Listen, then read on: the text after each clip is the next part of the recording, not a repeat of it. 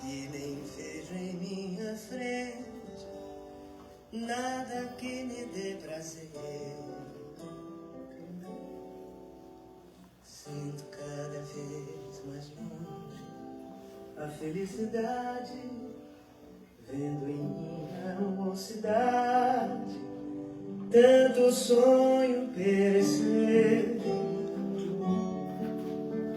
Eu queria ter na vida simplesmente um lugar de mato verde pra plantar e pra colher, ter uma casinha branca de varanda, um quintal, uma janela para ver o sol nascer. O conflito não é entre o bem e o mal, mas entre o conhecimento e a falta de conhecimento. Com muita alegria, iniciamos hoje mais uma live do Mulheres de Aruanda, um chamado a todos os povos. E eu quero te convidar hoje para ficar aqui com a gente. Estamos com convidados muito especiais, representantes religiosos de diversos segmentos, cultos e credos, com a seguinte pauta: fé e conflito, desvendando as dinâmicas humanas nos templos religiosos. Muito prazer, eu me chamo Andressa e agora eu vou passar a palavra para a Josiane. Olá, boa tarde a todos então. Meu nome é Josi, sou a Lorixá do Terreiro de Xangô, também a dirigente do Centro Universalista Marlene Chaves. Que tenhamos aí uma boa tarde com essa pauta bem curiosa que é fé e também conflitos entre os templos religiosos. Vou apresentar para vocês aqui a pastora Cíntia. Prazer, meu nome é a pastora Cíntia, eu sou da Igreja Ministério Igreja Viva. Nós também fazemos um trabalho bem legal lá em Alvorada e eu acho que é isso. Boa tarde, seja bem-vinda. Marcelo. Muito boa tarde, eu sou Marcelo Franco, venho lá de Novo Hamburgo, sou palestrante em algumas casas espíritas da região, né, mas também um grande estudioso de todas as vertentes, né, respeito muito todo o aprendizado possível e gostaria de aprender com os colegas aqui hoje. Padre Cláudio. Olá, eu sou o Padre Cláudio, sou aqui de Porto Alegre, cuido da comunidade aqui pertinho. Sou filósofo, teólogo e pós-graduado na PUC em Espiritualidade e Estudos da Consciência. Pai Lucas. Boa tarde, a bênção dos mais velhos, a bênção dos mais novos. Sou Pai Lucas Jochum, da cidade de Alvorada. Sou professor, atualmente diretor de uma escola municipal da rede de Porto Alegre. E atuamos também na nossa comunidade há alguns anos, né? Buscando sempre esse trabalho de fé, fortalecimento e crescimento espiritual. Rafaela. Boa tarde, me chamo Rafaela, eu tenho 21 anos de idade, sou estudante de psicologia, estou no 5º semestre da faculdade e hoje eu vim aqui, né, pra gente trocar, conversar sobre fé e conflito, né, sobre as questões humanas dentro dos templos religiosos. É isso aí, então assim, ó, antes da gente começar, acredito que vocês, como nós, da região de matriz africana, a gente pede licença a alguém. Então vamos começar aqui pelo Marcelo e aí depois vamos até o Pai Lucas. Então, neste momento, solicito ao alto, né, aos trabalhadores que não estamos vendo, mas tenho certeza que estão aqui presentes, que nos inspirem nessa tarde e que com seus fluidos harmonizem também, né, toda essa conversa aqui para que possamos sair daqui melhores do que chegamos, com aprendizados e reflexões úteis para o nosso crescimento. Que assim seja. Que assim seja.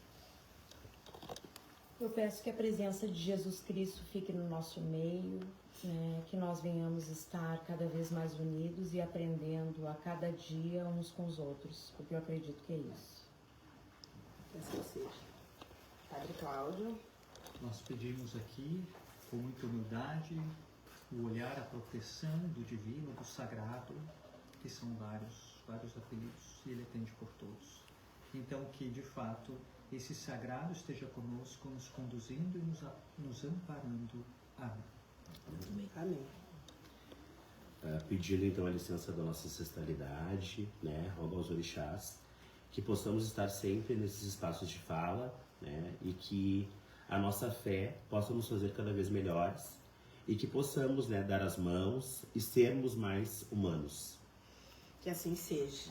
Eu peço licença, primeiramente a Xangô, a Ganju, patrono desse terreiro, a toda a minha ancestralidade, a Lupogunhe, Paeia, Caocabecile, Oquebambo, Exó, Eu, Abal, Ora Eieua, Omio, Epaobabá. Que assim seja, que a paz esteja entre nós todos. A fé transforma. A gente consegue observar isso nas falas de todos vocês. Independente do credo, a gente vê que todos os caminhos levam a um só lugar. Mas, o que é fé para vocês? Começar aqui por ti, Marcelo. O que é fé para ti? Fé, eu acho que é a certeza naquilo que a gente não está tocando, né, palpavelmente, ou não está vendo com esses olhos aqui carnais, digamos assim, mas que a gente sente através do canal interno, né, que alguns chamam de intuição, outros chamam da nossa ligação direta com o alto, com o Criador, enfim, eles podem variar, né? Mas eu acredito que é aquela conexão íntima que cada ser carrega, aquela certeza instintiva de que existe algo maior, de que existe uma regência nesse universo, né? De que não estamos numa nau à deriva, mas sim há, né, desígnios, né? Há um porquê e um para que estamos aqui. Então a fé é uma coisa difícil de explicar racionalmente, mas que eu acredito que todos sentem, todos têm algo dentro de si que nos direciona, né, nesse sentido. Eu fui acompanhando quando tu falava a pastora Cíntia ali, concordando o tempo inteiro. O que tu pode dizer assim? A fé transforma realmente, pastora? A fé transforma, e assim como diz a Bíblia, né, a fé é o firme fundamento das coisas que não se vê, mas se sente. Então, quando a gente consegue entender que nem tudo aquilo que vimos, mas aquilo que sentimos é fé. É o que eu acredito como fé. Eu também. Eu acredito que fé é quando tudo está errado e a gente ainda tem esperança. Para mim é isso. Eu acho que quando tudo dá certo, eu nem preciso de fé. Mas quando tá tudo errado, quando tá tudo escuro e eu tenho esperança, eu acredito que isso se chama fé. O que o senhor acha, padre? Estou concordando desde a ponta. Na verdade, a fé é um pouquinho disso tudo e muito mais. A fé é um grande mistério que nos move, nos impulsiona e nos inspira a estar ancorados na esperança. O Papa Francisco, que fez a passagem há pouco tempo, fala sobre isso na mensagem de Páscoa. Ele disse: a esperança deve ser a âncora da alma. A nossa esperança deve estar ancorada com a fé que nos move, que nos movimenta, que nos transforma a pessoas melhores. Muito bem, não tem muito o que falar, na verdade, né? Então, eu acho que não é um conceito, né? É uma filosofia de vida, né? A fé. E acho que é um pouquinho do que cada um trouxe. É aquilo que a gente não toca, aquilo que a gente não enxerga. Mas é isso, né, que a Mãe Josi traz também, assim, quando a gente está nesse escuro, né? E quando vem à tona esse medo, essa, né? Que a fé vem, ela renasce. Né? Então, muitas pessoas acabam procurando também a fé dentro dos espaços religiosos. Sim. Quando estão nesse momento. Então a fé é um momento de renovação, né? E por isso que ela é individual. Muito interessante. O padre mencionou aí o Papa Francisco. É impossível a gente não trazer para a mesa aí o recente, para nós desencarne espíritas e de matriz africana, mas o recente falecimento. Queria entender aí do senhor, padre, o que acontece a partir de agora? Qual que é a visão aí dentro da Igreja Católica a partir do falecimento de um Papa, que é uma figura tão representativa para quem não é católico, e aí imagino para quem é católico. E eu falo isso vindo da matriz africana e acompanhava o Papa Francisco. Como que é agora essa dinâmica e como que isso se desenrola a partir daí? Muito bem, nós temos aqui, vejam, eu sou um coordenador ecumênico. Eu tenho laços com a CNBB, com a Igreja Católica, minha formação é franciscana, mas eu sou ecumênico, um padre ecumênico propriamente dito, né?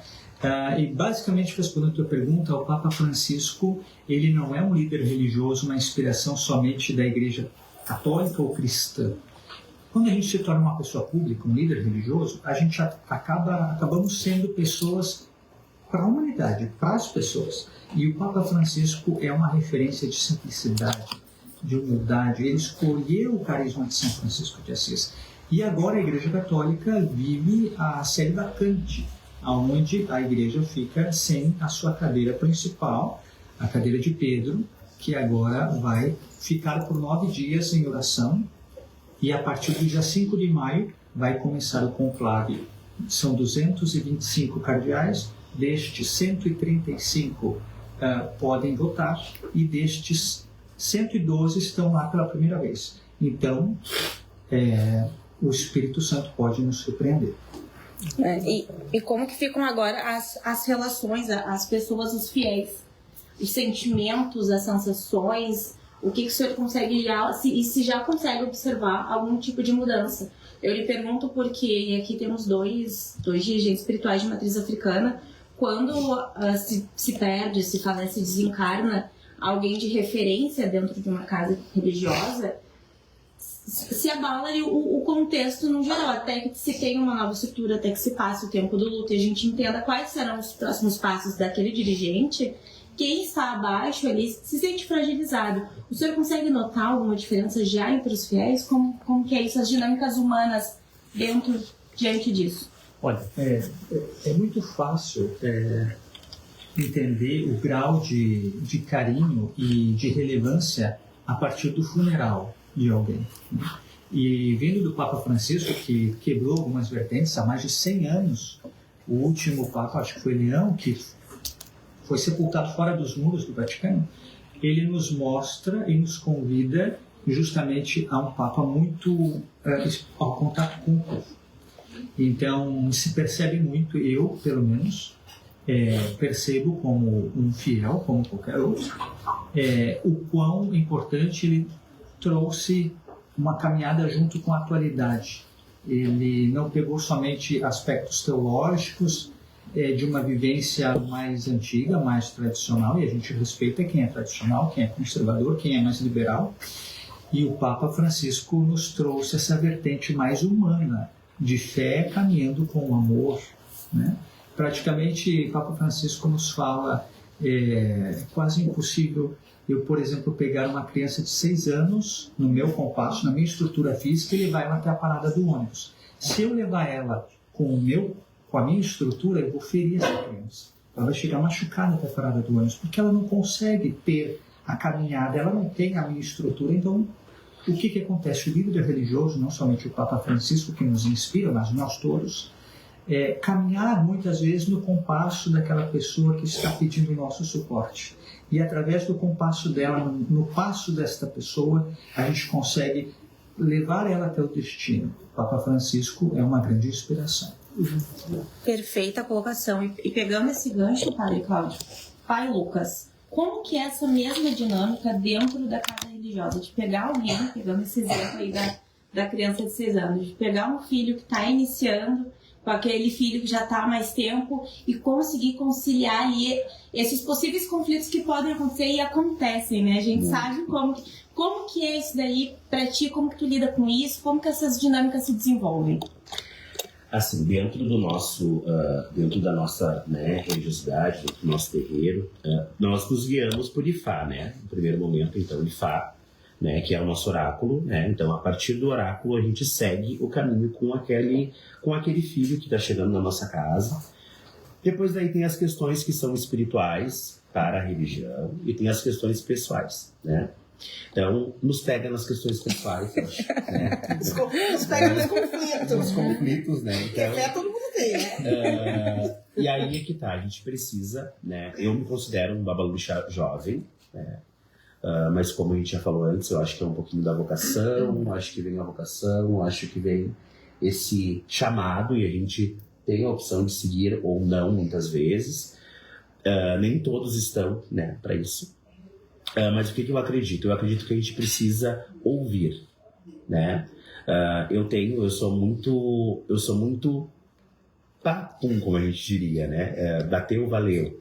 Eu costumo receber a mensagem e já te dar uma resposta no momento. Então, acredito que do meu jeito, assim, eu consiga fazer com que os filhos de santo aprendam, né? Eu sou um pai muito amigo, então podem contar comigo não só na parte religiosa, mas também na parte pessoal, né? Esses conflitos, muitas vezes, de existência, né? Para onde eu vou, né? De que maneira eu executo. Muitas vezes a pessoa não está bem naquele dia, né? Para executar determinada tarefa religiosa, e a gente precisa entender, né? A gente precisa se colocar naquele lugar, né? Então, eu sempre estou com os ouvidos atentos, né? Porque a gente precisa ouvir, a gente não pode só falar, né? A gente precisa escutar e aprender também com aquilo que o filho, né? Ou um cliente, né? Um fiel está nos trazendo.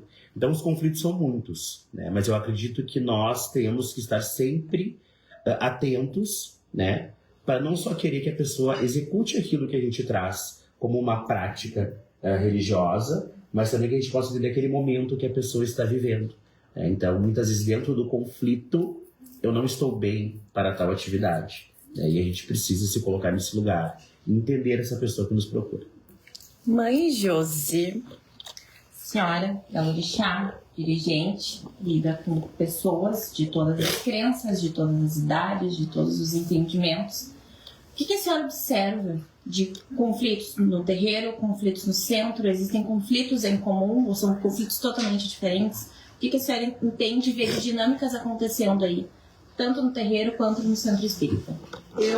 No meu entendimento, o conflito é com a gente mesmo, né? Ele está dentro de cada ser humano. Eu costumo dizer que cada ser humano traz o bem e o mal, o positivo e o negativo. Então, o conflito vai existir porque estamos na Terra para a evolução da alma, né? E é normal, é natural, né? O que eu sempre bato na tecla é que sim, para tu estar na ponta de uma pirâmide, é que tu tem que se aperfeiçoar, ter sanidade mental, calma, porque dirigir pessoas é muito difícil. Eu acredito que é a parte mais difícil. É o trabalho mais complicado e delicado, é tu lidar com pessoas, um ser humano. Porque cada um tem uma mentalidade. Então o conflito, ele é existencial. Eu acredito que em todas as religiões, porque religião, ela só existe porque algum ser humano manipula ela. Porque a espiritualidade é a parte, mas a religião, ela foi feita, normas, por seres humanos. Então o conflito, ele vai existir sempre. E a gente precisa trabalhar muito, estudar muito, fazer muita terapia, muita. Eu não sei se eu faço terapia. Se eu não faço terapia. Eu faço terapia, a gente tem inclusive aqui dentro do próprio centro a terapia alternativa, que é onde a gente trabalha o nosso inconsciente, para a gente conseguir lidar com o ser humano. Primeiro com nós e depois com o outro. Para mim é isso. Tem muito conflito, mesmo. Tem muito conflito. Muito.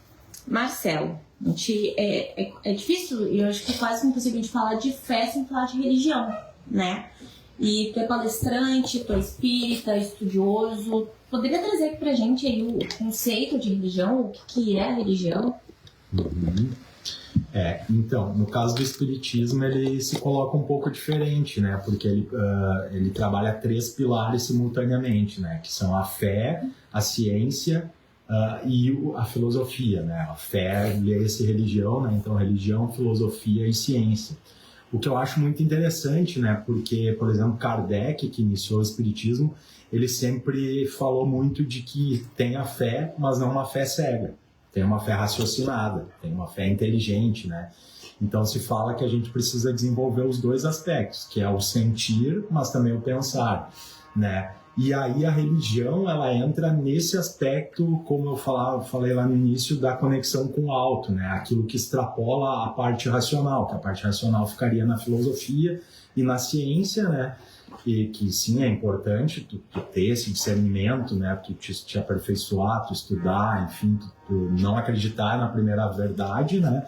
Mas quem vai guiar tudo no fim das contas vai ser essa fé, vai ser esse aspecto religioso, e religioso no sentido aquele original do religare, né? Não necessariamente da instituição, mas da forma como tu te relaciona com a divindade, a forma como tu sente aquilo que é maior que tu, né? Como tu demonstra a tua humildade, digamos assim, diante do Criador, quando tu percebe que tem coisas para as quais tu é impotente, que a solução não vem de ti, a solução vem do maior, né? Vem do alto, vem daquilo que alguns chamam de manancial infinito, que é a grande mente do Criador, que tem resposta para tudo, né? Todas as perguntas nos são possíveis porque já existe a resposta para elas na mente de Deus, né?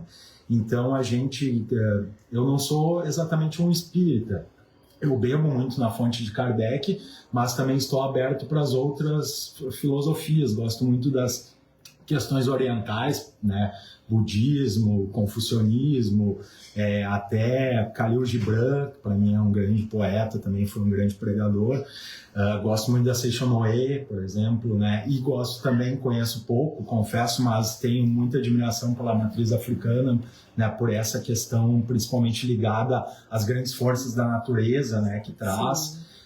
Então, eu acho que tudo isso nos soma para que a gente construa uma religiosidade própria, né? Eu acho que a Josi falou muito bem, uma coisa são as religiões enquanto instituições, né? Enquanto agrupamentos de pessoas e tal, e aí naturalmente vai haver conflitos porque vai haver uma estrutura política, digamos assim, Sim, né? Vai exato. haver cargos, hierarquias, funções e tal, e a gente já sabe que entra um pouco do aspecto do ego humano também, né?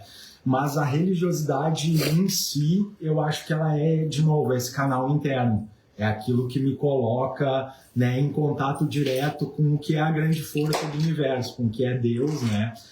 E aí eu só queria fazer uma parte, dizer que realmente ali, quando o padre falou do Papa Francisco, ele é aquele tipo de coisa que realmente expressa a religiosidade, porque ele extrapolou os muros católicos. Ontem, por exemplo, a gente teve em Esteio um grande ato ecumênico de plantio de uma árvore em memória ao Papa Francisco, porque um dos legados dele foi essa preocupação com o meio ambiente, né? Uma das preocupações dele foi esse diálogo também, né? Essa reaproximação, né, com outros povos. Foi, por exemplo, pedir perdão a algumas pessoas, né? Uma coisa impensável, um ato de extrema humildade de um Papa, pedir perdão por alguns equívocos, né, feitos anteriormente por a sua vertente religiosa. Então, acho que ele também foi um grande exemplo do que é a religiosidade verdadeira, que é não se ater apenas aos cadernos, digamos assim, da sua vertente religiosa, mas sim estabelecer esse grande diálogo com o todo, né? Que é a paz, né? Entre todos. Exatamente.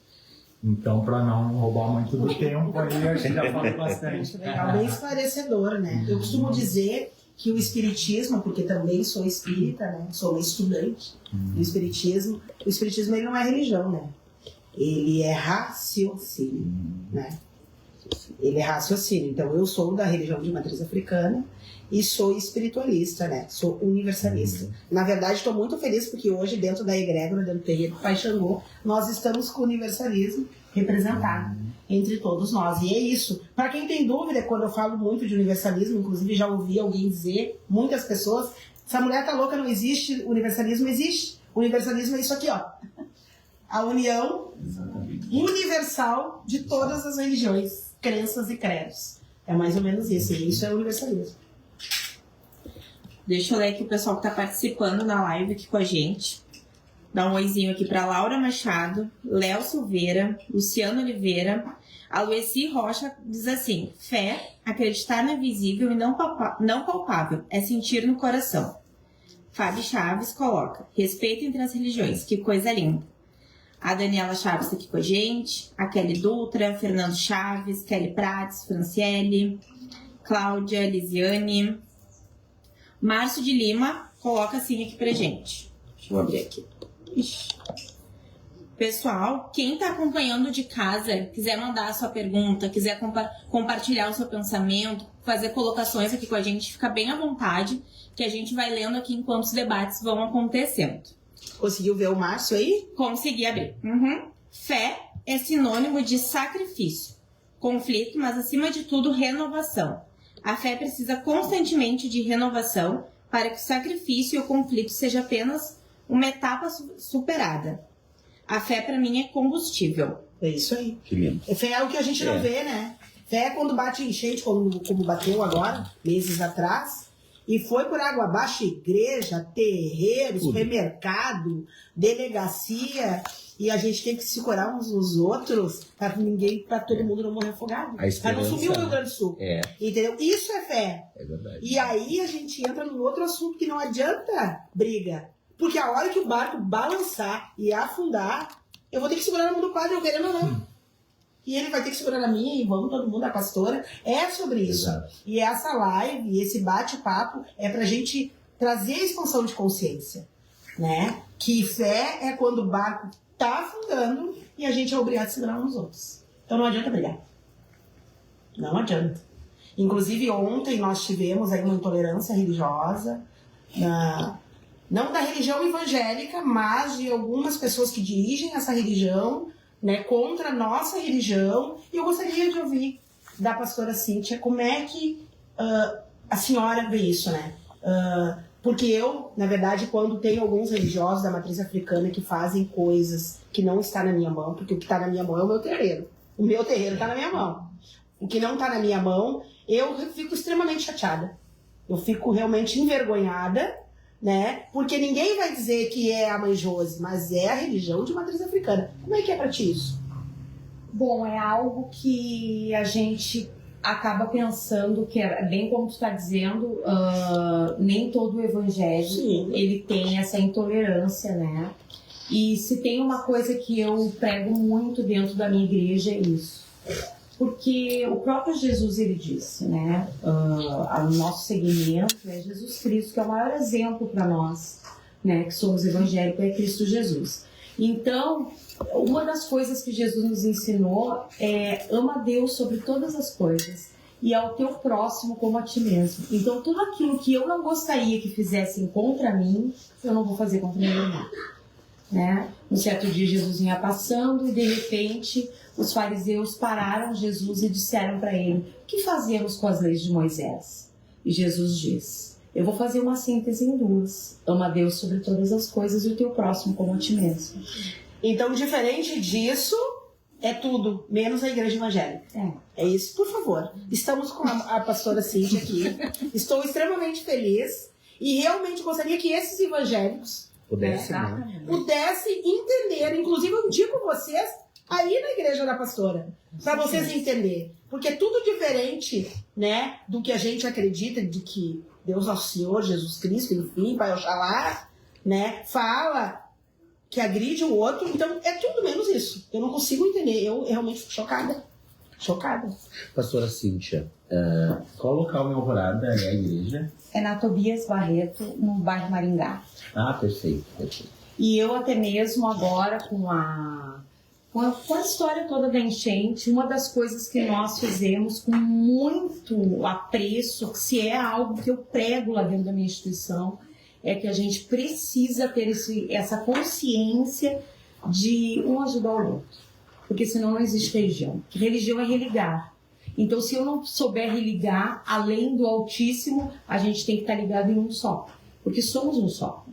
Somos um só. Independente das nossas crenças, Deus nos ama igual e somos todos igual. Não tem diferença nenhuma. E eu realmente me envergonho de saber que existem evangélicos ainda tão tapados que não entenderam quem era Cristo, que pregava o amor e não essa guerra, não essa discussão, não esse conflito, né? Eu não consigo entender que evangelho é esse que eles pregam, que fala de agressão, que não aceita as escolhas das pessoas. Porque o mínimo que nós precisamos é respeitar cada escolha. É a base, né? Mas sem respeito não tem. Mas eu costumo dizer, inclusive vou passar a palavra para Rafaela, que é uma estudante de psicologia e é também uma das organizadoras desse centro, porque eu acredito que isso já foge um pouco, né? Isso é mais mental. Exato. É isso ou não, Rafa? Na verdade, quando a gente fala de pessoas, a gente fala de pessoas que têm conflitos internos e externos. E, na verdade, observando o que vocês vão falando, o que eu venho estudando, o conflito está nas pessoas. Está no ego, está na vaidade, está na imposição. Por exemplo, a própria psicologia. A psicologia ela é imparcial. Ela não escolhe nenhum segmento, mas ela acolhe a todos. Chegar uma pessoa, um sujeito, um indivíduo com uma religião, a psicologia vai acolher. Então eu vejo que o conflito está na própria pessoa. quando a pessoa quer oprimir, impor ao outro a crença dela, já foge, talvez, do princípio puro, que seria a religião, né? Aí eu vejo que tá no conflito interno pessoal da pessoa, que ela quer que todos acreditem no que ela acredita. E isso tem tratamento, Rafa? Tem. O que o senhor acha, padre? Tem que ter tratamento. Não é possível, né? Daí tem que ver as crenças, as convicções que essa pessoa tem, como ela está interpretando o próprio segmento religioso. Porque às vezes o que eu vejo, a pessoa faz uma interpretação da religião e nem sempre é isso que está sendo pregado. Por exemplo, a gente tem aqui o Livro dos Espíritos, a Bíblia, eles estão pregando alguma coisa, mas a gente que faz a interpretação que a gente quer. Então eu acho que quando há esses confrontos entre as pessoas é por causa da sua interpretação. A pessoa tá vendo só o lado dela, né? Acredito que seja isso. Mas aí eu gostaria de repetir aquilo que eu falei em off, né? Que é uma coisa que eu costumo falar nas palestras, que a pessoa precisa atentar que quando ela está tendo esse tipo de postura de não aceitar o outro, ela está querendo ser maior que o próprio Criador. Porque se tudo que existe é a obra do Criador e tudo ele permite, como tu te julga tão superior a ponto de tu não permitir? Eu não aceito. Tá, então tu é maior que Deus. Né? Eu falo assim, então tu tem que, né, dizer para Deus te ligar e tu dar uma consultoria de como as coisas devem funcionar. Porque se ele, que é, né, o criador e o gestor, digamos, de toda a vida que existe, possibilita que cada ser seja exatamente do jeito que ele é, cada pessoa vivencia suas escolhas, como que tu que não permite, né? Tu quer ser o grande gestor, então, da humanidade, o teu ego é maior do que tudo que existe, né? E aí a gente vai lá no budismo de novo, que é a lei da não resistência. Aceite as coisas como elas são, não como a tua mente gostaria que elas fossem. Cada um tem o direito de ser como é e de vivenciar o seu caminho, né? Então, não é aquilo que nós falávamos aqui também antes de iniciar. Todos os caminhos levam a um único lugar, então deixe que cada pessoa percorra o seu caminho, não é só a tua estrada que está correta, né? Eu acho que entra bem de encontro com o respeito. Na verdade, os problemas acabariam se as pessoas se respeitassem a diversidade do outro, a diferença. Somos pessoas diferentes que estamos aqui. Então a gente tem que se respeitar e tem que existir esse diálogo. Acho que essa cordialidade, respeitar as diferenças, a diversidade, as escolhas do outro, acho que isso entra muito de encontro com o que vocês batem na sanidade mental. Quer saber se uma pessoa tem sanidade mental? É se ela respeita o outro. A gente tem que respeitar os limites do outro, as escolhas do outro. Então, acho que tudo tem a ver com questão humana, conflito, religião. Isso está nas pessoas, na verdade. Eu vejo que o conflito é interno mesmo. Eu tenho a impressão, sobre a minha intromissão aqui, mas as pessoas confundem respeito com comungar, né? E é praticamente contraditório você falar que você acredita, que você crê, que você ama um Deus que você não vê, se você não consegue amar aqueles que você vê, que estão no nosso lado. Exatamente. Na verdade, o Pai Nosso nos convida a isso. Não podemos fazer uma oração do Pai Nosso no templo se a gente não consegue se tratar como irmãos, porque o Pai Nosso é justamente isso. Então, que você que nos acompanha, e a todas as pessoas que estão aqui, esse respeito precisa dar passos não só da fala, da teoria, precisamos mover isso em ações práticas. E esta é um exemplo. Então, que possamos todos nós, da nossa forma, na medida, fazer movimentos em respeito, que é diferente de comungar. Eu respeito os irmãos, a todos vocês, e eu tenho a minha fé particular, com a comunidade em que eu vivo, na diocese anglicana, na igreja católica, no luteranismo, enfim. Mas esse respeito precisa dar passos nas ações também. Aproveitando a sua fala, Padre Cláudio, quais são os conflitos mais comuns que o senhor consegue identificar dentro aí do segmento católico? Entre fiéis, entre os próprios organizadores da instituição também? Quais são os conflitos mais comuns assim, que o senhor consegue estar trazendo aí para nós e como que o senhor lida com isso? Falando dos líderes religiosos que estão ali na frente da comunidade, a Igreja Católica Apostólica Romana é a mãe do berço de muitas pessoas, né? Pelo menos aqui no Ocidente temos a Igreja Católica muito forte, mas falávamos da fé popular, que nem sempre que a Igreja Católica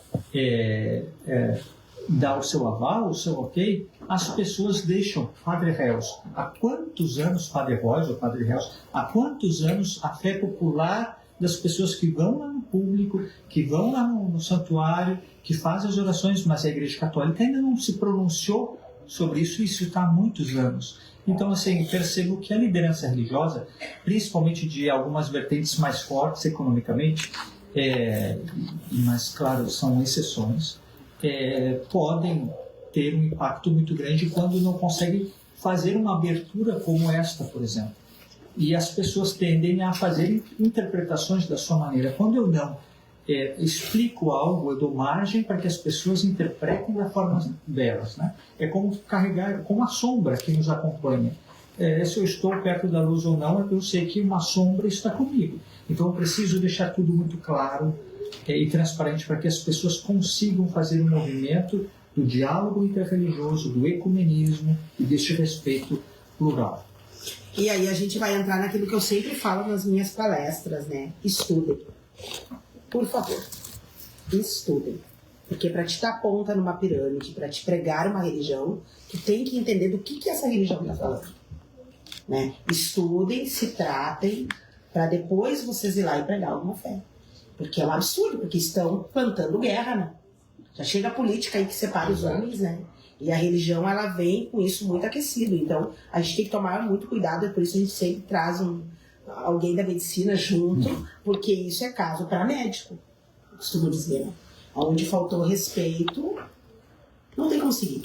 Inclusive, a gente traz na mesa aqui, até quero que a Joyce olhe aqui, a gente traz, né, a sineta, a gente traz o Kardec, a gente traz a Bíblia, porque é sobre isso. Há vários caminhos, né? Exato. Se tiver respeito, tu vai com certeza encontrar algum deles. Isso aí. A gente tem diversos comentários, quero muito agradecer. Eu vou ler aqui alguns. Bastante mesmo. Muito legal. A Luísa Rocha colocou agora assim: respeito e gentileza geram respeito, gera gentileza. E é por aí que começa o crescimento de cada um de nós. Pois ninguém é melhor que o outro, tem pessoas que sabem e pessoas que sabem um pouco menos. E assim vamos caminhando para aprender mais e aplicar esse saber no nosso dia a dia, tendo a empatia com o outro, que é o nosso irmão, independente da sua religião, da religiosidade e tantas coisas. E a Elisiane coloca assim: extremamente importante ver líderes trazendo essa expansão de consciência para os seus seguidores e fiéis, trazendo, né, o respeito à mesa, trazendo que é possível sim convivermos todos juntos aqui, com respeito, com harmonia, né? Lucas, pegando aí o gancho da Loeci, tu também é professor, né? Sim, sim. Como tu faz para driblar ali os conflitos, as dinâmicas do dia a dia e conciliar muitas vezes ali o que acontece na tua vida pessoal com a tua vida religiosa e esse quebra-cabeça todo aí? Fala um pouquinho pra gente. Perfeito. Bom, então eu estou, né, vice-diretor de uma escola municipal da rede municipal de Porto Alegre. Já estou nessa escola há 10 anos, né? E eu acredito que também a educação seja vocação, né? Então, eu amo a minha profissão, né? Eu escolhi com 7 anos de idade ser professor. Então, fiz magistério, fiz faculdade de língua portuguesa, depois fiz pedagogia, né? Fiz especialização e cheguei no mestrado, né, em educação. Eu acredito que lá na escola, né, como são crianças e adolescentes, nós atendemos o jardim ao 9º ano. Os conflitos, eles são, né, muito fortes, né, porque são coisas que dependem do interno e do externo, principalmente, né, então das famílias, da composição, né, do que a família acredita, né, é um espaço que eu tenho muito orgulho de trabalhar, muito mesmo. Procuro lidar sempre com as relações de conflito com muito amor, né, porque às vezes a escola, o professor, né, ele é aquele aporte, né, que as crianças precisam muitas vezes e que muitas vezes não tem em casa, né, aquele carinho, aquela maneira, aquele manejo. Óbvio que tem situações que tu tem que ser um pouco mais firme, né, porque senão toma uma proporção muito maior. Mas eu acredito que as crianças, né, e quando eu falo criança, eu compreendo todas as idades que tem na escola, eles são um conjunto das suas experiências, né, lá de casa, né? Então tem muitas coisas que as crianças são ensinadas, eles não nascem, né? O preconceito, né? Próximo à região, assim, onde a escola está situada, a maioria da população é evangélica, por exemplo, né? E o professor Lucas, que é homossexual, que é babalorixá, é muito respeitado, é muito amado, né? Eu recebo beijo e abraço dos meus alunos maiores, inclusive.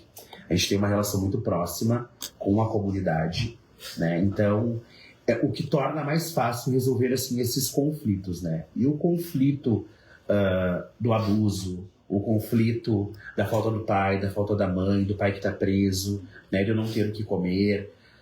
Esses conflitos nessa fase, assim, que tu está te construindo, são conflitos para mim que são muito reais e são muito fortes, né?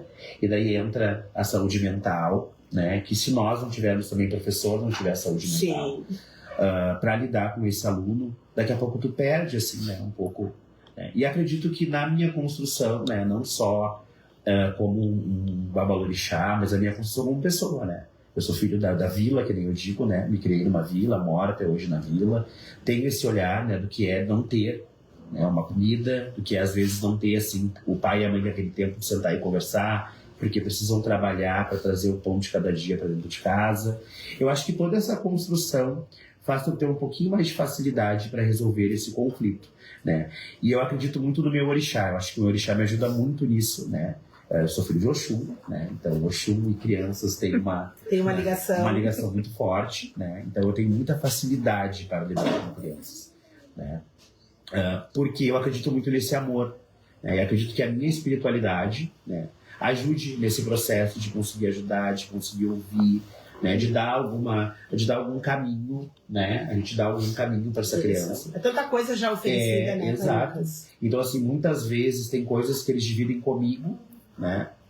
E não dividem em casa, né? E que eu tenho que ser aquele instrumento para ajudá-los a chegar na família, né? Não, isso a gente precisa, quando em situações mais, né? A gente precisa sentar, então, com a tua família para a gente poder conversar. Eu vou te ajudar, né? Então a gente ajuda, nós sentamos juntos e a gente faz o encaminhamento. E sempre dá muito certo, né? Então eu acho que nós estarmos preparados também, né? Principalmente dentro da educação, para conduzir essa criança, esse adolescente, eu acho que é muito importante. A educação é a base, né?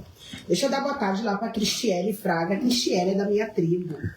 E ela diz assim, ó, elogio manjoso, um turbante lindo, maravilhoso, muito obrigada. E ela também fala um elogio aqui para a pastora, que ela diz aqui, deixa eu ver se eu achei bem interessante, né? Que ela diz que todos os pastores deveriam ser que nem a pastora Cíntia. Porque às vezes a gente tem uma imagem, né? Tipo, evangélico é tudo igual, como diz, batuqueiro é tudo igual, não é bem assim, né? Então, parabéns pra ti também. É muito bonito o teu trabalho e que a gente possa, né? Tá espalhando, né, a paz por onde a gente passa. E, de novo, não é a religião, hein? Isso não tem nada a ver com religião. É o ser humano. Tem a ver com educação e sanidade mental. É isso aí, né?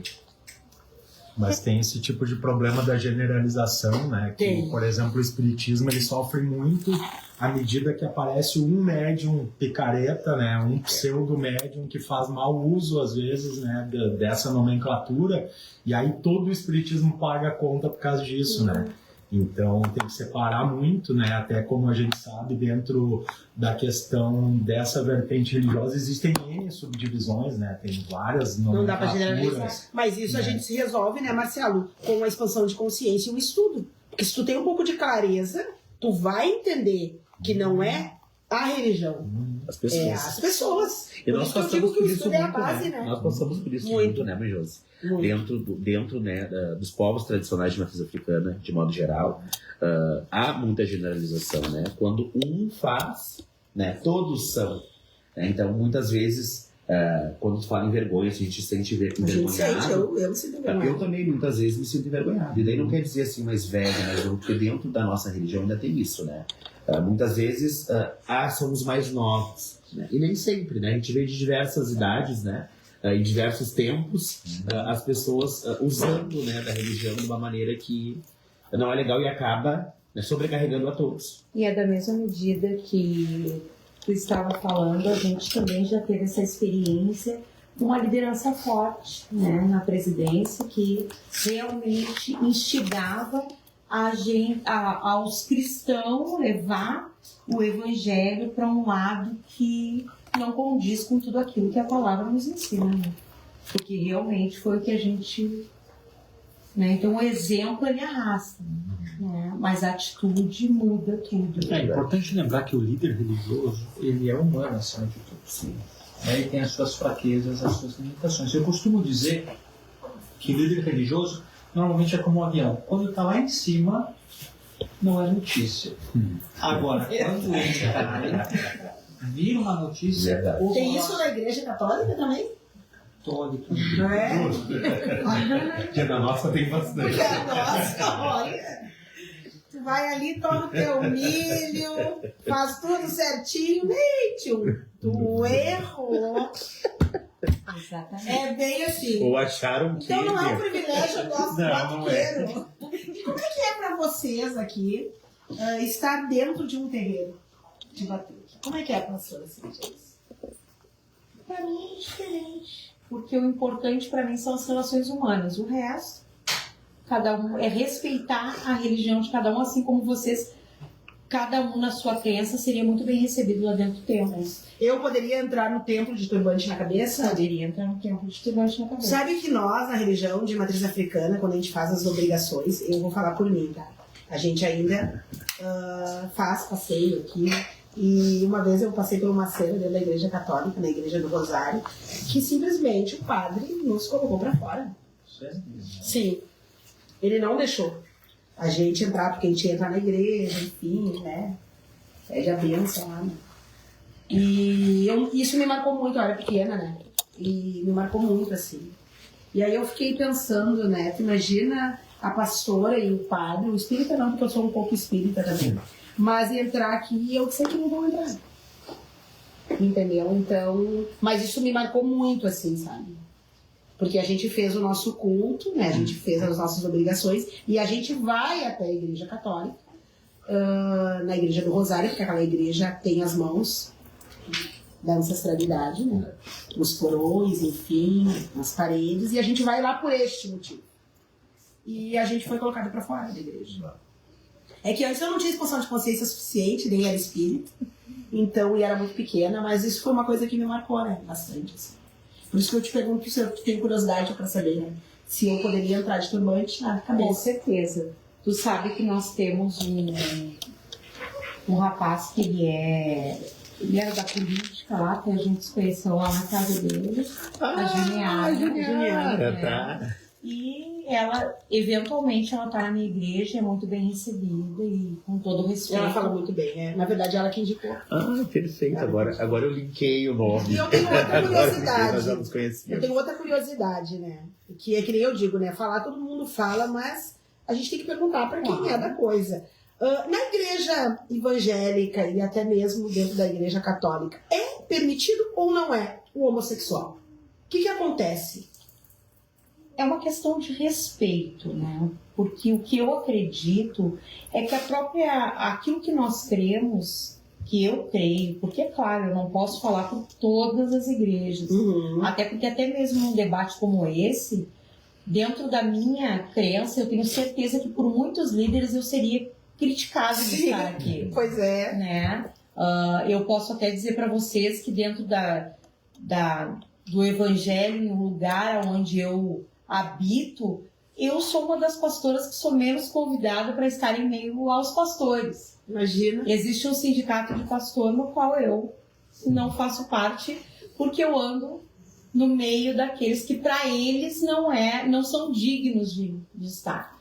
E eu, com o coração bem aberto, eu posso dizer sobre isso, porque eu já fui muito criticada por andar junto e por pregar esse evangelho diferente, que é o evangelho de Cristo. Esse é o evangelho de Cristo, né? É o verdadeiro evangelho. Então, eu sei que realmente, dentro de muitos lugares, não seriam bem recebidos. Eu tenho essa curiosidade, né? É que nem eu digo, quem acha não sabe. E eu não gosto de achar nada. Eu disse, eu vou ter a oportunidade de perguntar. né? E o que menos Deus se importa é com a tua sexualidade. Isso é uma escolha tua. Que legal. Isso é o que eu prego dentro da minha igreja. Muito lindo. O que Deus, essa igreja. o que Deus quer saber do teu caráter. O que Deus quer saber é a tua mudança de caráter. O que nós precisamos não é mudança de conduta, é caráter. Porque quando mudamos o caráter, a conduta é consequência. Posso fazer uma pergunta para a pastora? Primeiramente, muito feliz em te ouvir, tá? Muito feliz mesmo. Fiquei feliz que eu lembrei agora que nós já nos conhecíamos também.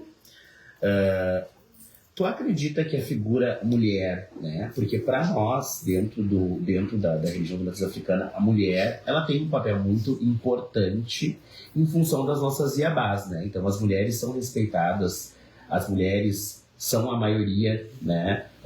Nos cargos, né, de alorixás. Como funciona isso dentro da igreja? Tu acredita que pode ser também em função de ser uma mulher, né? Porque normalmente a gente vê pastores, os homens, né? E a função de mulher, como é estar nesse espaço, nesse lugar, assim, como pastora? Olha, em muitos lugares, eu até mesmo frequentei um lugar que eles diziam, a pastora, ela é a mulher do pastor. A pastora só é a esposa do pastor, mas ela não tem uma voz, né, ativa, ela não tem papel de fala dentro da igreja. Mas hoje isso também já foi um pouco quebrado, hoje já mudou um pouco, né? Nós temos algumas instituições evangélicas que foram criadas por mulheres, né? E então eu acho que isso é algo que já tem uma mudança bem grande, assim. Perfeito. E eu vou voltar com a mesma pergunta para o padre. O homossexual é permitido ou não? Olha, a igreja americana, que eu também faço parte, isso é permitido. Né? Não se faz exclusão de ninguém. Todas as pessoas são bem-vindas nesse espaço. Ela não pode ser excludente. A Igreja Católica, o Papa Francisco, há pouco, autorizou bênçãos, que é diferente do rito do matrimônio, mas a bênção aos casais, porque, afinal de contas, religião e sexualidade é uma questão humana, não é uma questão divina. Isso não é um problema de Deus. Deus não tem religião nem sexo, isso é uma questão humana. Legal, né? Então, cabe a nós e aos líderes religiosos fazer este movimento de acolhida irrestritamente. A igreja, ela é feminina, ela tem uma grande parcela, e eu acho isso não só da igreja católica ou anglicana, mas tem uma força feminina muito grande, e nós devemos ter esta empatia com todas as pessoas, com doentes, enfim. A religião existe, Cristo veio para os doentes, não para os sãos. E eu não estou dizendo isso vinculando à sexualidade, não estou falando sobre isso. Todos nós somos filhos de Deus e devemos ser acolhidos. A questão da sexualidade, isso é um detalhe. Eu não preciso ser reconhecido o governador Eduardo Leite. Um dia foi perguntado, o senhor se reconhece há quanto tempo? Ele disse, desde a infância. E por que o senhor só foi falar disso agora? E ele disse, porque eu não gostaria de ser conhecido por algo que é secundário. Eu gostaria de ser reconhecido pelo título que eu exerço.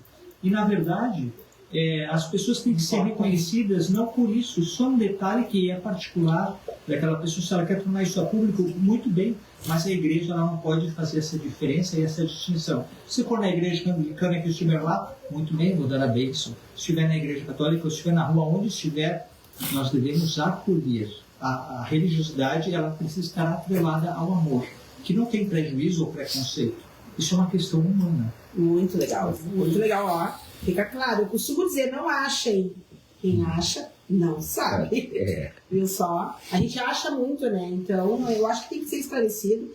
Tomara que a gente possa voltar muitas e muitas vezes. O pessoal lá tá interagindo de monte, né, Andressa? Muito legal, muito bacana. Muitos comentários. Tem muitas dúvidas também. O pessoal tá bem curioso, porque, de fato, colocar à mesa diversos segmentos religiosos e líderes religiosos é algo novo.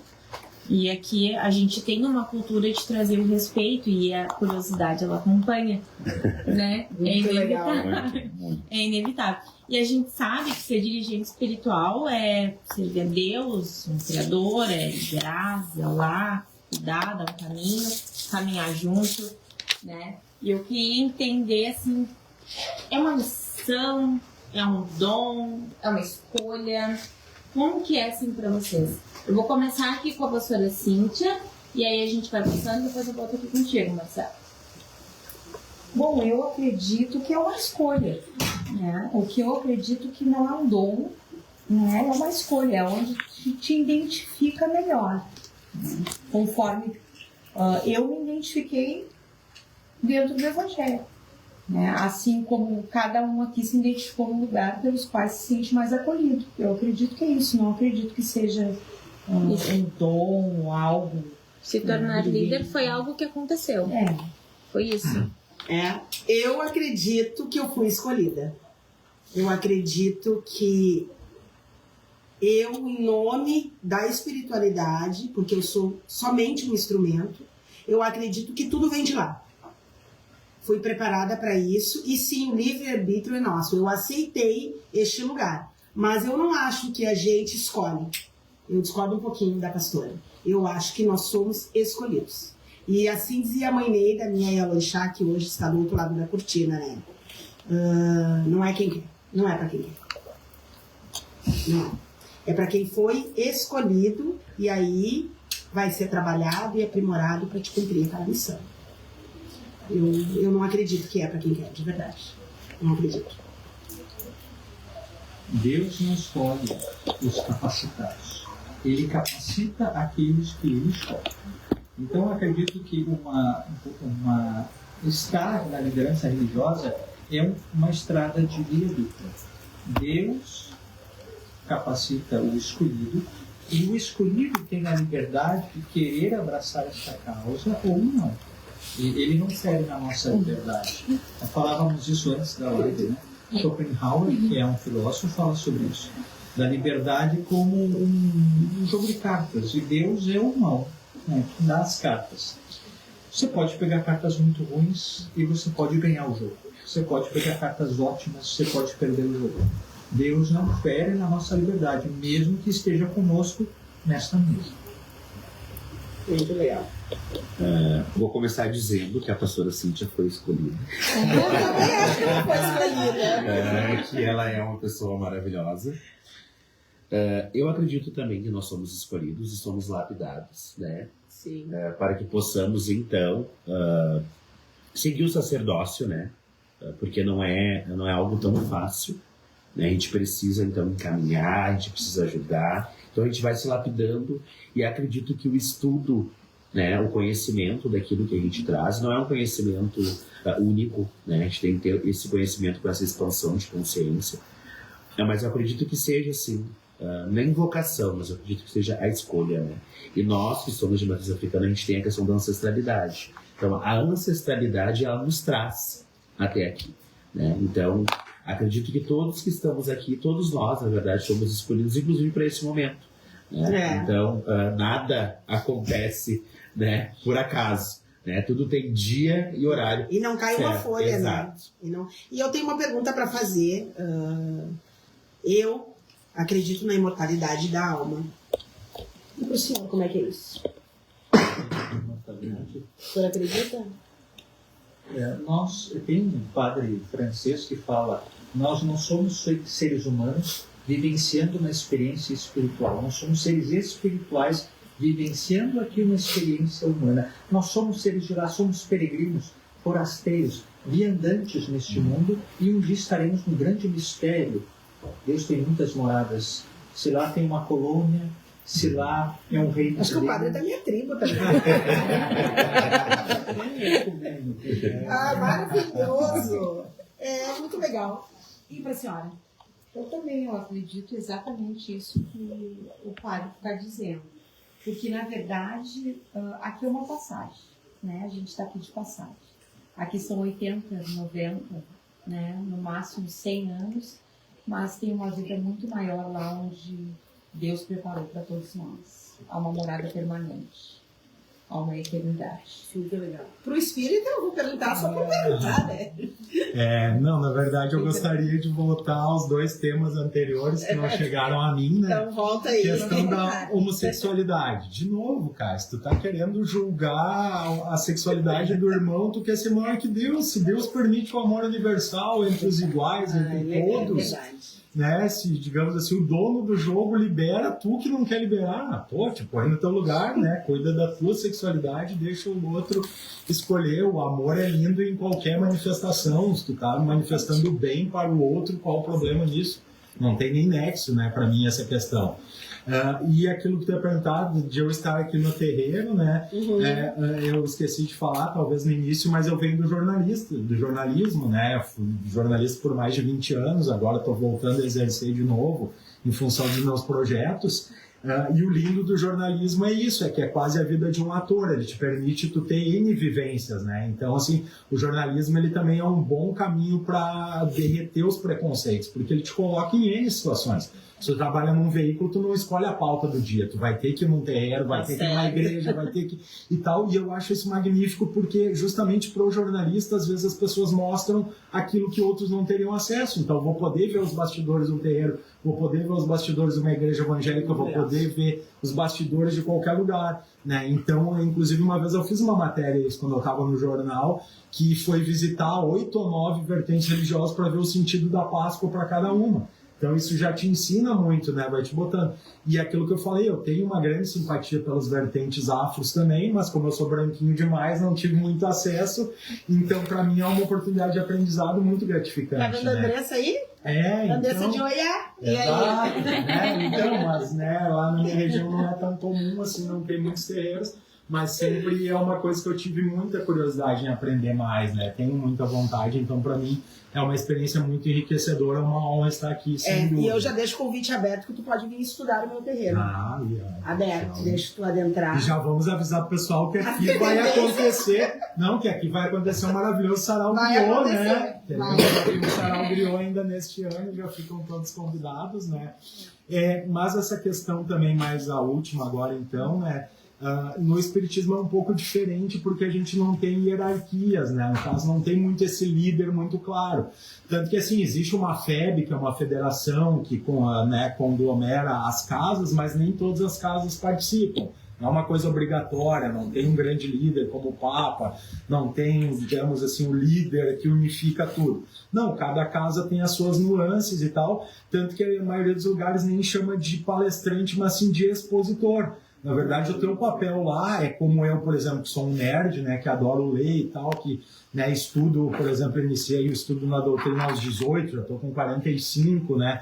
Então, assim, o papel desse ilustrador, digamos assim, desse palestrante é simplesmente compartilhar os seus estudos. Ele não é o dono da verdade. Ele é alguém que vai formatar uma conversa, né, para levar reflexões para as outras pessoas. Claro que como tu está lá na frente, tu acaba servindo como referência. As pessoas vão ficar de olho na tua conduta, na tua postura. Se tu não tá lá só pregando da boca para fora, tu tem que vivenciar aquilo que tu tá levando, né, como tema das palestras.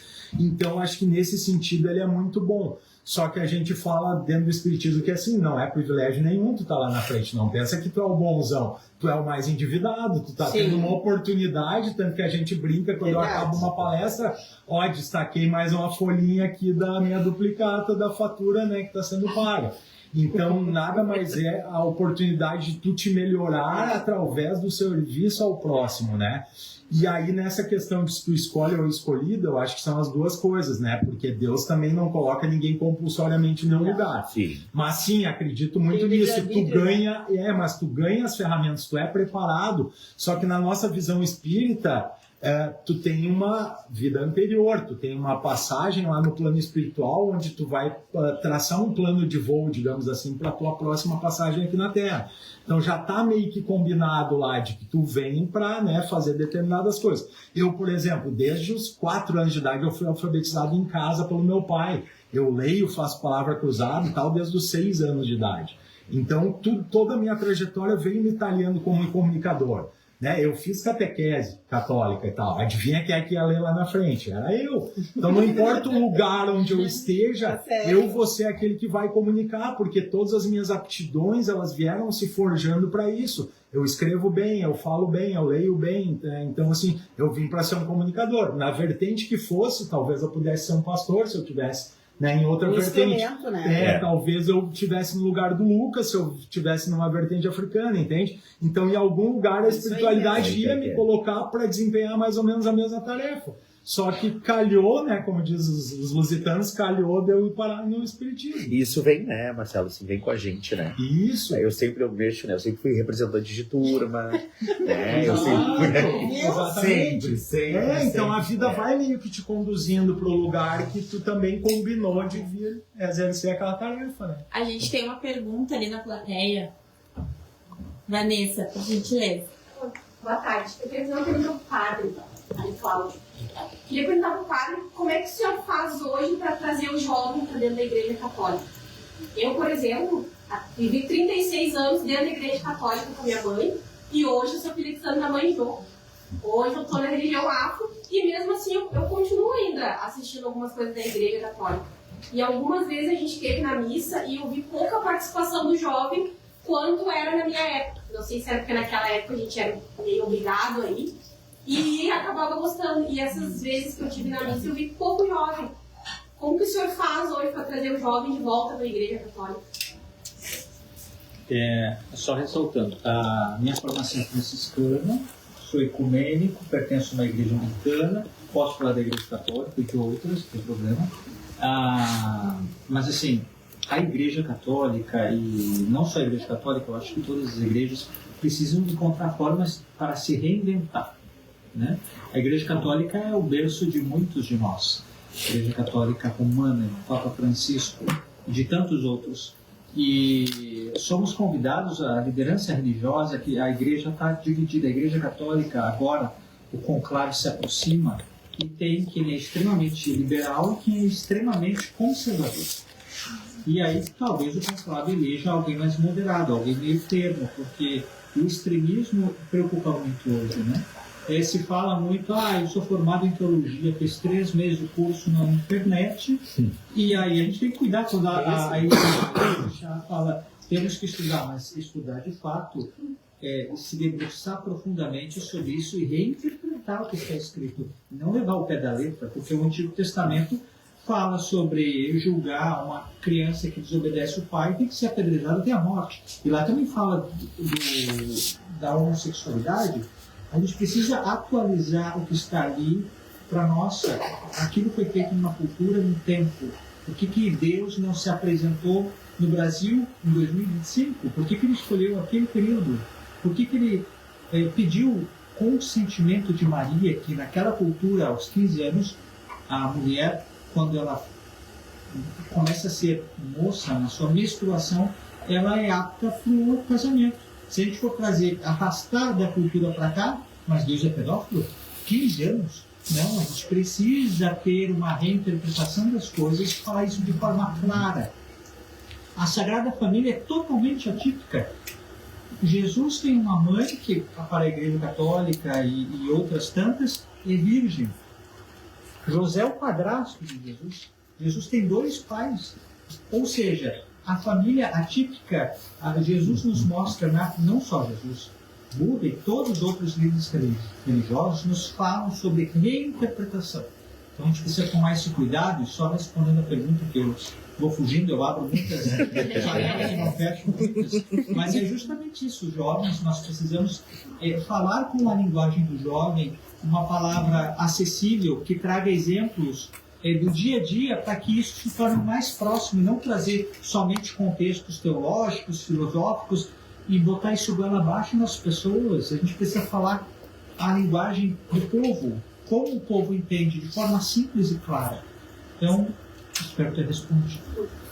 Respondeu, sim. Rafinha, estudante de psicologia hoje aqui na mesa. O que tu consegue observar dentro das dinâmicas humanas, o quanto a fé impacta na vida, nas decisões, nos direcionamentos das pessoas? O que tu consegue observar e trazer aqui pra gente? O que eu vejo, o que eu observo, que quando o sujeito, o indivíduo escolhe um segmento religioso, quase tudo da vida dele se centraliza a partir dali. As tomadas de decisões, o comportamento, o pensamento e as emoções. Então a crença religiosa, ela fica como base, como a parte central daquilo ali.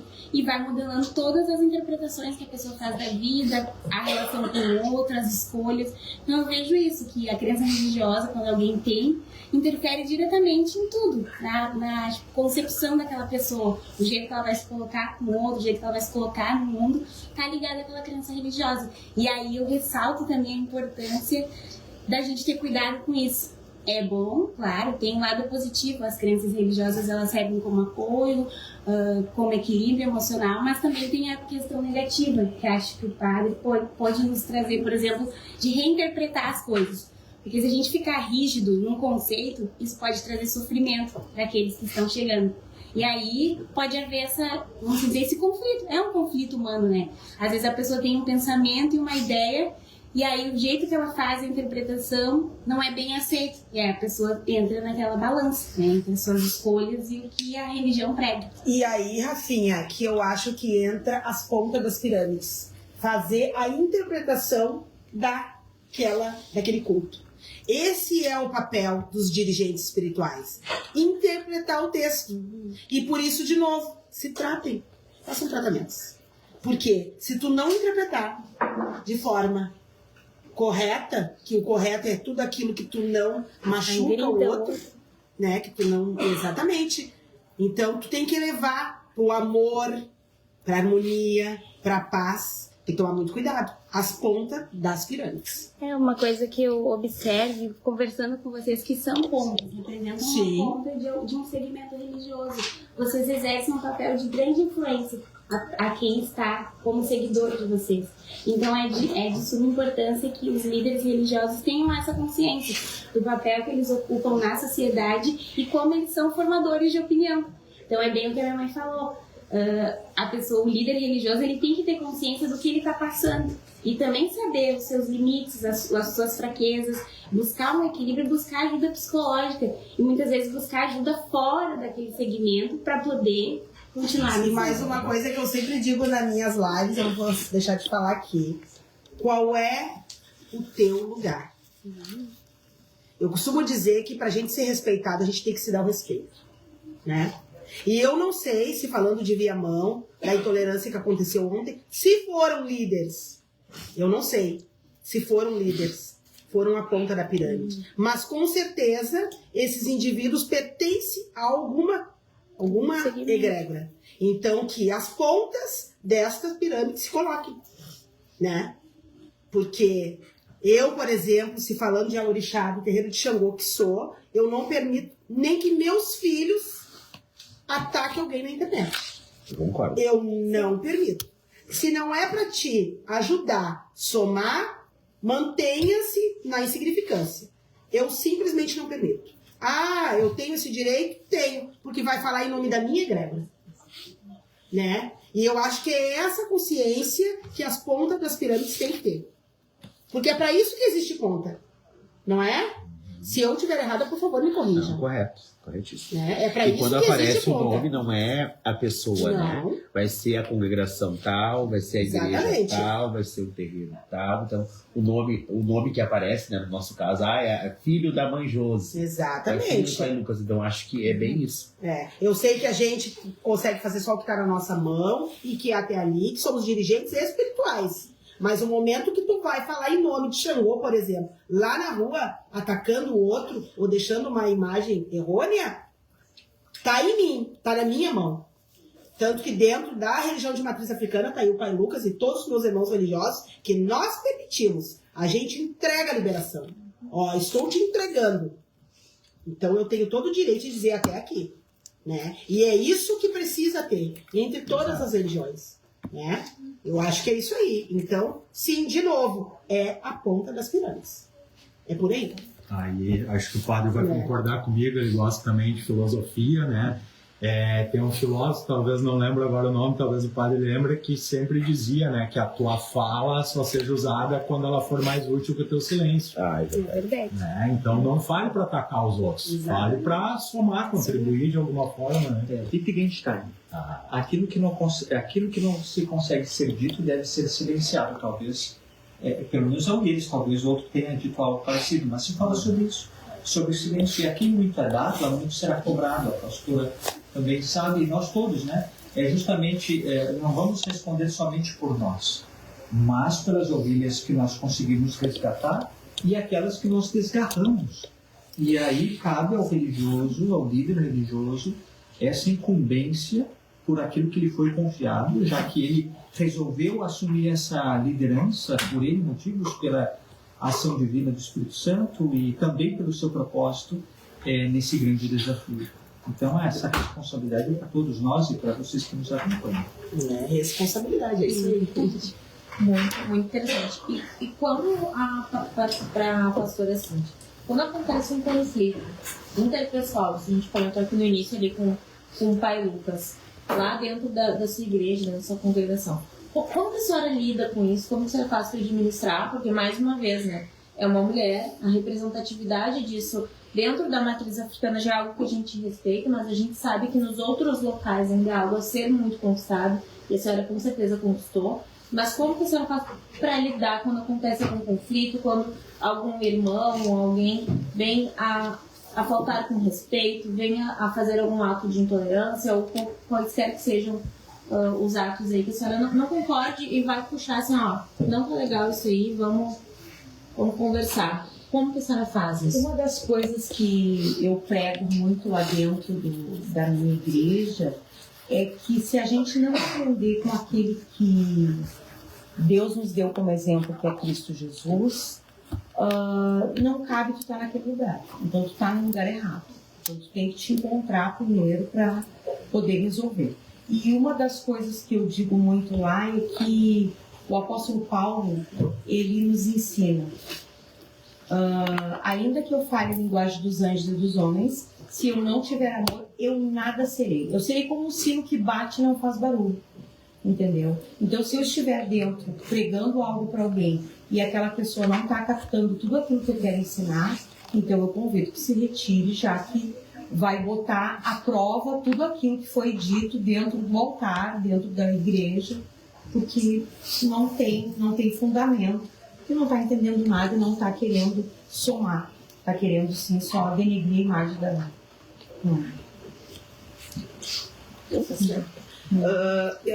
eu queria que tu lesse aí que o pastor Guilherme, que eu acho que é da igreja da pastora Cíntia, e ele não está conseguindo comentar na live, mas ele diz assim, muito gratificante ouvir pessoas do nível inteligentíssimo falando da pessoa do Eterno de uma forma tão maravilhosa. Está dando parabéns para todos nós aqui. Obrigada, pastor Guilherme, é isso aí, vocês são de parabéns. Muito bonito mesmo, e quebra, com certeza, para mim pelo menos, quebrou aquela imagem, né, do evangélico de verdade. Deus sabe o que faz, né, gente? É verdade. Deus sabe o que faz. Estamos indo aí no final de mais uma live. Que pena, né? Que pena. Tá muito legal. Teríamos mais horas. A gente nem no passado, já estamos aí quase uma hora e meia aí conversando e tá leve. Tá muito respeitoso. Quero agradecer a todo mundo que tá aqui com a gente. Mas antes eu quero saber de vocês. O que vocês acham da diversidade religiosa, da união dos povos que a gente vem propondo no Mulheres de Aruanda? Começar contigo, Marcelo. Então, eu vou muito pelo caminho que a Josi fala da questão do universalismo, né? Eu gosto de ler, por exemplo, o Ramatiz, que é um dos defensores do universalismo, e que ele prevê para a humanidade justamente esse caminho, de que a gente vai chegar num ponto em que não vai nem haver religião, né? Que a nossa religiosidade ela se manifestará de outra forma, que vai ser algo comum em todos os lugares, né? Que não vai mais precisar exatamente de templos específicos ou de coisa assim, e que vai acontecer aquilo que é muito importante também, que é, de novo, ciência e religião estarem de braços dados, né? Deixar para trás, superar aquele ranço que começou, né, lá séculos atrás, e que então todo conhecimento vai convergir para um lugar só, e eu acredito muito nisso, né?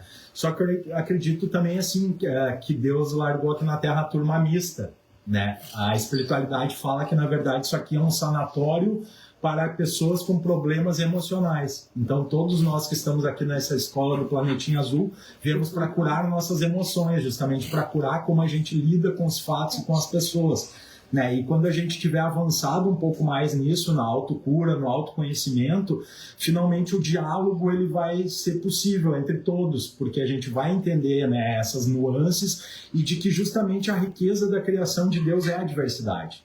Que coisa mais linda é o diferente, né? Então, imagina, ele criou milhares de espécies animais, milhares de espécies vegetais e também milhares de manifestações humanas, que cada um, né, tem o seu papel único na obra divina. Então eu acredito que sim, a gente vai conseguir, talvez demore ainda alguns séculos, tal, mas a gente vai convergir para se tornar essa grande família humana, né? Essa grande família, porque aí talvez até assuste alguns, mas aí vai abrir o cenário e a gente vai ver que não vai estar sozinho também na galáxia. Então a gente vai ter que se entender entre nós aqui enquanto terráqueos para lidar com os outros, porque a gente vai começar a falar entre terráqueos e não terráqueos, né? Então estamos nos preparando para isso, e para isso precisamos deixar esses preconceitos de lado, voltar a nos tratarmos realmente como irmãos, entendermos a grandiosidade de todos, somos um, e que ninguém vai ser feliz enquanto tiver pessoas infelizes, que ninguém vai ser próspero enquanto tiver gente passando fome, né? A gente vai redistribuir melhor os recursos materiais e imateriais, e aí, ok, chegaremos a essa grande unidade que eu acho que é a meta aqui enquanto humanos. Mulher de Aruanda para ti, então, deve continuar. Com certeza, precisamos de mais espaços como esses, onde as pessoas consigam realmente convergir, né? Aquilo que eu falei aqui em off também. Todas as pessoas, seja dentro de casa, dentro de uma instituição, do que for, ninguém é igual. Portanto, ninguém concorda com tudo. Mas tem pontos de convergência. Foquemos nesses pontos em que nós temos essa capacidade de pensar pelo menos parecido e deixemos as diferenças de lado, né? Vamos focar naquilo que nos une, não no que nos afasta. Parabéns, então, a Mulheres de Aruanda pelo belíssimo papel de estar promovendo esse diálogo. Obrigada, pastora Cíntia. Eu também quero parabenizar e quero dizer para vocês que eu acho que a gente está caminhando para um mundo melhor, né? Eu fico muito feliz de estar aqui, de poder colocar um pouquinho mais daquilo que eu acredito, e eu quero parabenizar vocês. Primeiro, eu quero agradecer ao Dom Daniel, que ele deveria estar aqui, a Diocese Anglicana Católica do Brasil, e ele não pôde estar aqui, então vim no lugar dele também representando. Na verdade, este projeto é um lampejo para todos nós e para quem nos acompanha de respeito religioso, né? Não é à toa que nós temos a Delegacia da Intolerância aqui no Rio Grande do Sul, né? E, na verdade, as religiões nos convidam a reinterpretar as coisas. Pegar o exemplo de Jesus, mas poderia pegar tantos outros. Jesus era uma pessoa letrada. Ele sabia ler e escrever. Por que ele não escreveu a Bíblia? Por que ele pediu que a comunidade escrevesse a Bíblia? Porque ele quer justamente que possamos caminhar em conjunto, mesmo com as nossas diferenças e as nossas diversidades. Caminhar em conjunto. Muito importante o que o senhor falava. Não é encontrar o que nos separa, mas o que nos une em comum. Então, parabéns a todos vocês. Obrigada. Bom, primeiramente agradecer, né, o convite, o carinho, né? Eu tenho uma ligação espiritual muito forte com este lugar. Gosto muito de estar aqui. E como eu disse antes, né, acredito que nada é por acaso. Eu acho que esse grupo, essa mesa aqui, eu acho que traz, né, esse reforço, né, de que nada é um fio desencapado, né? Tudo está muito ligado, né? Então, agradecer a oportunidade de ouvi-los, né, de aprender mais um pouquinho, né? Então, pessoas admiráveis, e que a espiritualidade vai trazendo, né, esses reencontros, né? Como havia falado aqui com o pastor, agora a pastora Cíntia também já nos conhecíamos. Tenho a impressão que eu já conheci o Marcelo de algum lugar, né? E com certeza, né? Então, agradecer, parabenizar, né? Eu acho que não é nenhum projeto. Eu acho que é uma proposta de vida. Tá? Então, vocês estão de parabéns. Vida longa, né? Longevidade, a Mulheres de Aruanda, que possa trazer mais pessoas aqui para trazer também essa pluralidade de discussão, né? E para essa construção, parabenizar o trabalho do centro também, né? Marlene Chaves, que vem fazendo um trabalho maravilhoso. Então vocês estão de parabéns, que continuem. Viva as mulheres de Aruanda, nossas Iabás, e viva essas mulheres que aqui estão também. Rafinha? Primeiramente, eu quero agradecer a oportunidade de estar aqui entre pessoas que têm conhecimentos tão valiosos para compartilhar e dizer que esse trabalho, esse projeto é uma grande iniciativa onde a gente dialoga, a gente conversa com diferentes ideias, com diferentes segmentos, com diferentes questões humanas. E eu acho que é super necessário a gente ter essa composição, a gente poder falar abertamente de assuntos que atravessam o ser humano no dia a dia, né? O sujeito é atravessado constantemente pelos conflitos, pelos seus medos, pelas suas crenças. Então, eu acho que é super válido esse projeto, essa iniciativa, que possa ter mais e mais, e que mais pessoas possam ter a coragem de trazer as suas ideias e de estar aqui, né? Compartilhando conhecimento. Andressa? Eu quero agradecer a oportunidade de estar agora sentada à mesa e estar na presença de todos vocês. Aprendi muito aqui hoje, principalmente sobre respeito, sobre carinho. Renovou mais um pouco a minha fé, escutando um pouquinho da fé de vocês. O projeto Mulheres de Aruanda, ele vai além daqui, além do material. Desejo de coração que tenha tocado pelo menos um pouquinho vocês, tanto quanto tocou em mim esse momento aqui hoje. Eu quero agradecer a oportunidade ao plano espiritual também, de estar, a partir de agora, sendo um instrumento, né, quanto mediadora aqui. Para mim é, de fato, uma honra. E eu quero agradecer a todos, né, pela oportunidade, o universo, por eu poder estar fazendo esse trabalho universal, ser instrumento, as pessoas que vieram aí, né, prestigiar com a gente, somar. Obrigada pela energia, eu acho que tudo é energia. A todos vocês, muito obrigada por acreditarem e que esse espaço de fala seja para a gente ir mais e mais adiante, fazer pontes. E como diz o Marcelo, vamos focar no positivo, naquilo que ainda temos de esperança no mundo. Derrubar os muros e construir as pontes. Isso é Mulheres de Aruanda, um chamado a todos os povos. E 18 de maio, aqui no domingo, também às 17 horas, a gente vem falando do povo cigano. Tem aí convidados maravilhosos de todas as vertentes ciganas. Vai ser um trabalho lindo, onde o projeto Nosso Futuro vai estar entrando com uma apresentação também. E é isso. Eu acho que Mulheres de Aruanda, acho não, porque quem acha não sabe, né? E eu sei muito bem o que eu estou fazendo aqui, e não é aqui nessa mesa, é neste plano, nessa era. Eu vim construir pontes. Literalmente derrubar os muros e construir as pontes. Axé, para nós.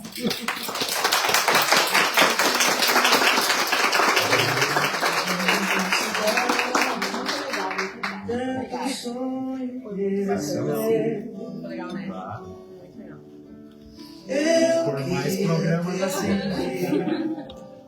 Simplesmente um lugar de mato verde pra plantar e pra colher.